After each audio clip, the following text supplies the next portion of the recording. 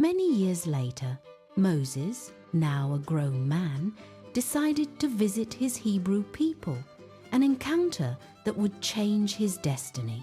He witnessed the brutal oppression and unimaginable suffering they endured under the Egyptian yoke, a sight that deeply moved him. One day, while observing, he saw an Egyptian foreman mercilessly beating a defenseless Hebrew, a scene that ignited his fury. Driven by a mixture of rage and justice, Moses carefully made sure he was not seen by anyone else in the vicinity. In an impulsive and desperate act, he killed the Egyptian aggressor, trying to protect his blood brother. Quickly, he hid the lifeless body in the sand, hoping his crime would go unnoticed and that no one would discover it. However, the weight of his action would accompany him, a silent shadow that would loom over his conscience. The next day, as he was walking, Moses encountered a heated dispute between two Hebrews, a scene that bewildered him.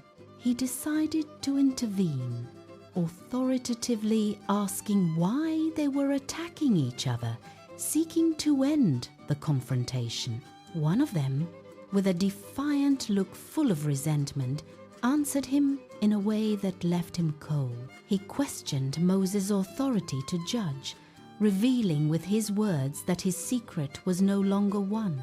"Who made you a prince and a judge over us?"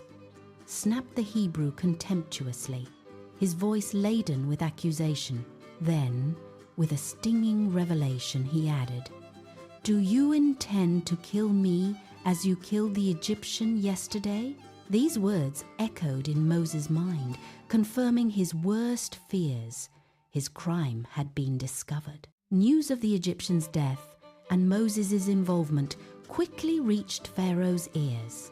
The monarch, furious at the affront and the loss of one of his men, sought Moses with the intention of executing him. The threat was imminent, and Moses' life was in grave danger in the land he once called home. This revelation forced Moses to make a drastic decision and flee Egypt, leaving behind his life as a prince. He embarked on a long and arduous journey across the desert, seeking safe refuge from the Pharaoh's wrath. Finally, he found asylum in the remote and desolate land of Midian, a place unknown to him. There, his life would take a new turn, far from Egyptian tyranny and the painful memories of his past. Midian would become his sanctuary, a place where he could try to rebuild his existence and find peace. Exile marked a turning point, transforming the prince into a fugitive, but also opening a new chapter. Experience forged him, preparing him for a destiny far greater than he had ever imagined at court. Although fear and uncertainty accompanied him, a new hope began to sprout in his heart. Moses, the killer and the exile, was about to discover a purpose that would transcend his own story. His escape was not an end, but the beginning of a journey that would lead him to become the liberator of his people. The desert of Midian, with its vastness and silence, would become the setting for his personal transformation. There, far from the luxury and power of Egypt, he would learn vital lessons about humility and faith. The solitude of exile would allow him to reflect on his actions and the true meaning of his identity. The memory of the oppression of his Hebrew people would live on in his mind, fueling an inner fire. Although he had fled, the injustice he witnessed would haunt him, reminding him of the need for change. The Egyptian's blood on his hands was a constant reminder of the violence and despair. But it was also a testament to her compassion and her instinct to protect her own, despite the consequences. The Pharaoh, oblivious to the magnitude of what he had unleashed, would continue his reign of cruelty. Meanwhile, Moses, in Midian, was unknowingly preparing for a divine calling that would change the course of history. His past as an Egyptian prince and his present as a fugitive were intertwined in the tapestry of his destiny.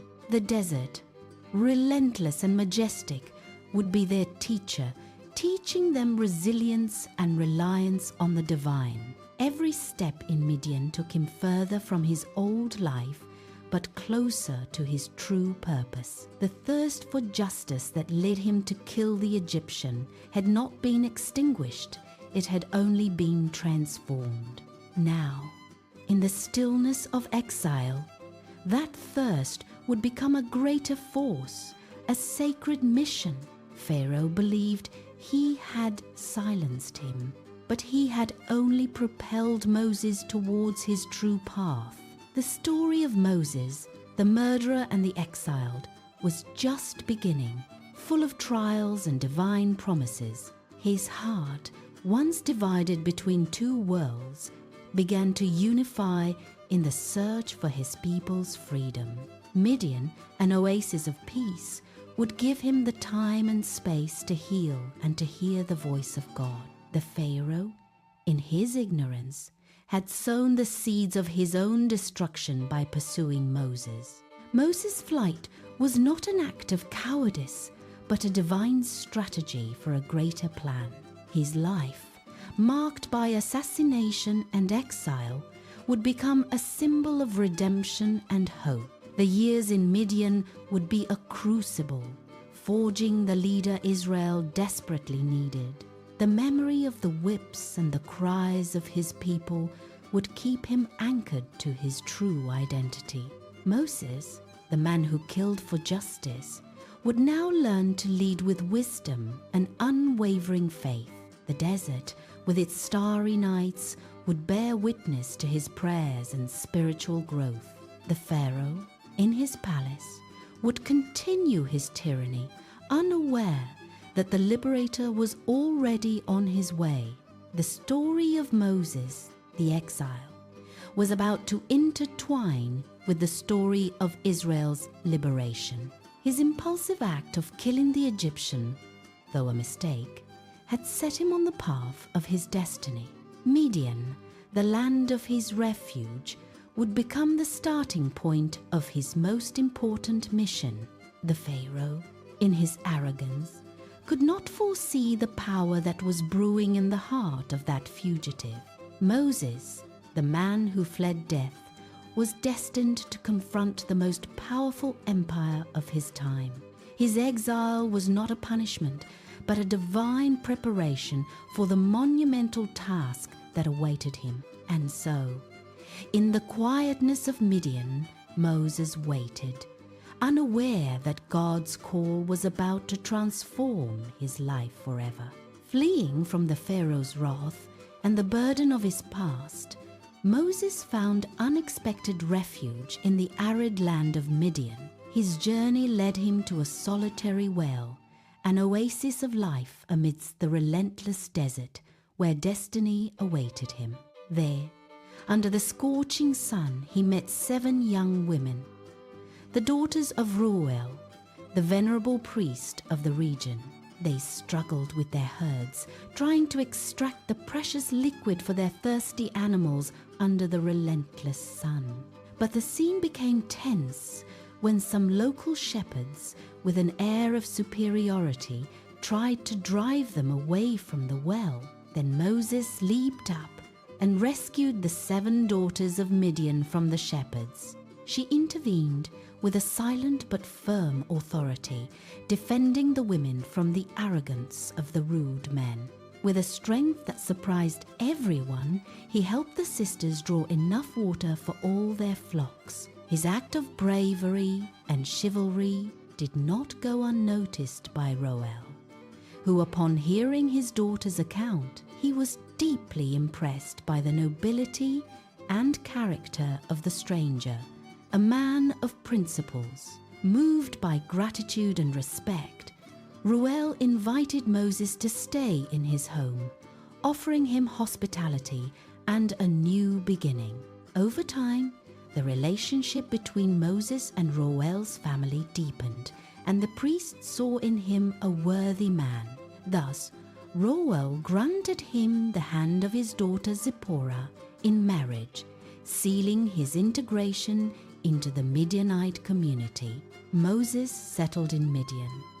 Finding a peace he thought lost, far from the oppression and violence of Egypt, Zipporah, his wife, bore him a son, a little one who brought joy and a new purpose to his life. They called him Gershon, a name that resonated with the meaning of stranger there, a constant reminder of his origin. While Moses was building a new life in the tranquility of Midian, the echoes of suffering in Egypt persisted. The Pharaoh who had sought his life finally died, but his successor continued with the same brutality. The enslavement of the Israelites did not cease.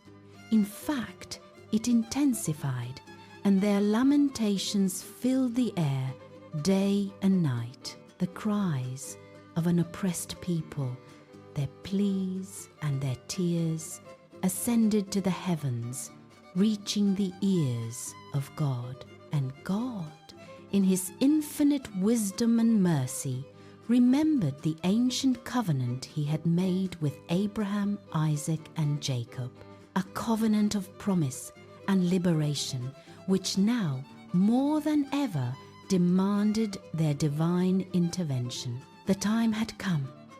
The hour to act to free his people from the chains of Egyptian slavery was near.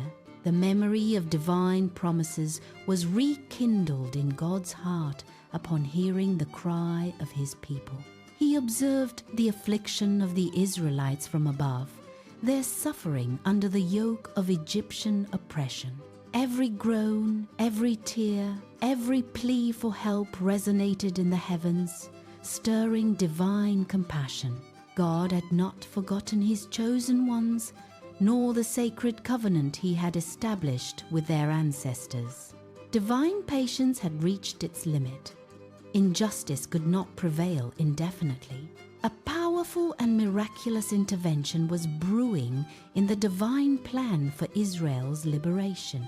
Moses' destiny, though now in Midian, was intrinsically linked to that of his people in Egypt. His escape and his new life were just a prelude to the great purpose God had in store for him. Moses, unknowingly, had been prepared for the culminating moment of his life and the history of his people. The years in the desert, tending flocks, had taught him humility and patience, essential virtues. Meanwhile in Egypt, the situation of the Israelites became increasingly desperate and oppressive. The Egyptian foremen redoubled their demands, forcing the slaves into even more strenuous labor. Hope seemed to fade for many, but faith in a liberating God still beat in some heart. The elders remembered the stories of Abraham, Isaac, and Jacob, and the promises of a land of their own.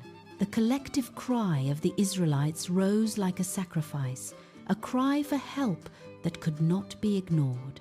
God Almighty listened attentively to every lament, every sigh of despair from his people. His heart was moved by the anguish of the children of Israel, who cried out for a deliverer. The memory of the covenant, an unbreakable oath, impelled God to act with determination and power. He looked from his heavenly throne upon the land of Egypt, seeing the oppression and suffering of his people. The hour of redemption had arrived, a predestined moment in the great divine plan for humanity. God was about to manifest his glory and power in a way the world had never witnessed. The stage was set for the divine encounter that would change the course of history forever. Moses, the shepherd in Midian, would soon be called to fulfill a destiny far greater than he imagined. His quiet life in the desert was about to be interrupted by an astonishing and transformative revelation. The fire of the burning bush awaited him, a symbol of God's imminent and powerful presence. Through Moses, God would demonstrate his sovereignty over empires and his unconditional love for his people. The liberation of Israel would not only be an act of justice, but a demonstration of divine power. Years of waiting and suffering were about to culminate in a miracle of epic proportions. The cry of the slaves had reached heaven, and the divine response was on its way, imminent and powerful. The story of Moses and the liberation of Israel was about to begin its most exciting chapter. An unexpected leader, an oppressed people, and a faithful God would unite in a tale of faith and redemption. The desert of Midian, witness to his exile, would soon be the place of his divine calling. Moses, the man who once fled, would return to Egypt with the authority and power of God. His mission would be to confront the Pharaoh and free his people from the chains of slavery. God's plan unfolded with precision, each event leading to the decisive moment. The promise made to Abraham, Isaac, and Jacob was about to be fulfilled in a glorious way. The world was about to witness the power of a God who hears the cry of his people